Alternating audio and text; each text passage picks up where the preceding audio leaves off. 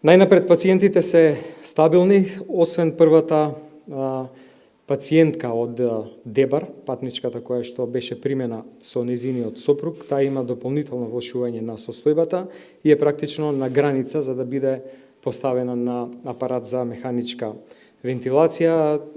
Специјалистите се надеваат дека со цела супортативна дополнителна терапија ќе го преброди овој период, но спремни се и да, доколку има дополнително влошување согласно параметрите, сатурацијата на кислород и така натаму, да биде поставена на машина за дишење. Вчера со соопштение информиравме за тестираните лица за кои беше поставена индикација у текот на попладнето, сите се негативни.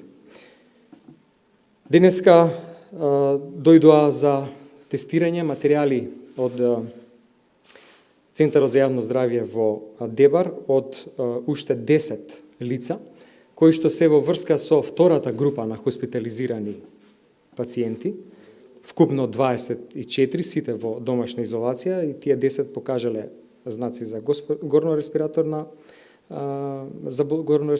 заболување.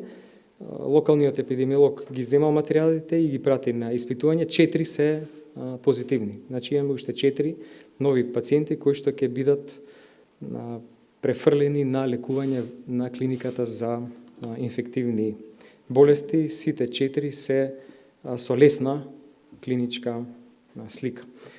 Тоа беше причина зашто дополнително со членовите на комисијата за заразни болести утрово разговаравме.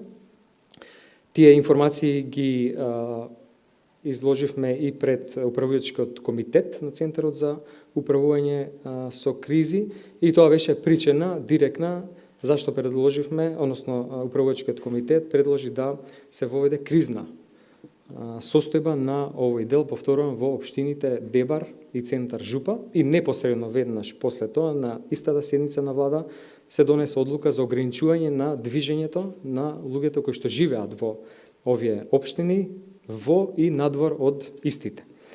Согласно законот, во следните 24 часа ние веќе закажавме седница на комисијата за заразни болести и на управувачкиот комитет, уште една во текот на попладнево, за да се разработи оперативниот план, што ќе значи детали во однос на тоа како ќе се функционира во рамките на овие места, општини, каде што е сега кризна состојба, и врз основа на тие заклучоци и мерки кои што ќе се донесат во текот на попладнето, на пресконференција или со соопштение, ќе ве информираме, односно ќе информираме јавноста.